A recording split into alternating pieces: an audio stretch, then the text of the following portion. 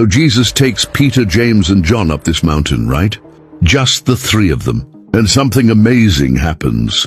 Jesus' appearance changes. His clothes turn super bright, like whiter than anything you could imagine.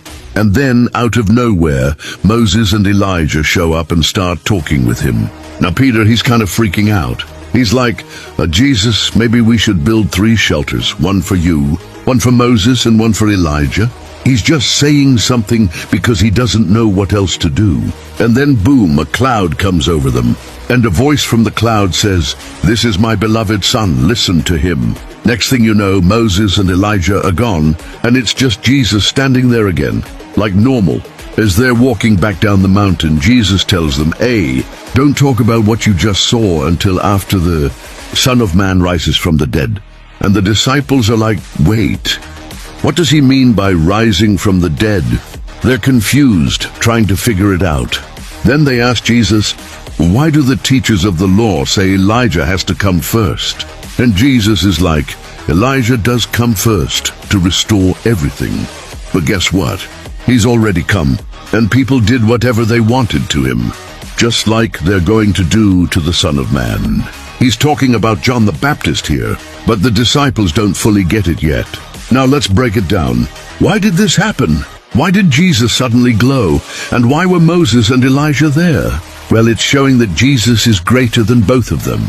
Moses represents the law, Elijah represents the prophets, and Jesus is the fulfillment of both.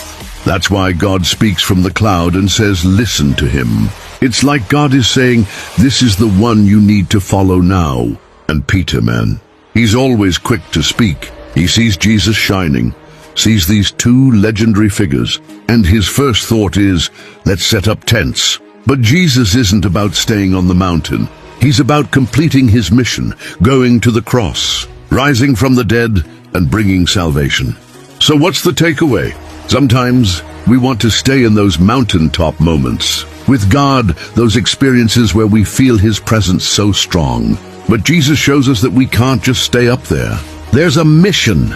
There's a purpose. And most importantly, the Father says, listen to him. That's the whole point. Listen to Jesus. A good verse to add here is 2 Peter 1, verse 16 to 18, where Peter actually talks about this moment later on. He says, "We didn't make up clever stories when we told you about the power and coming of Jesus Christ. We saw his majesty with our own eyes. We heard that voice from heaven saying, 'This is my son, whom I love.'" Peter was there. He saw it, he heard it, and he's telling people this is real. It's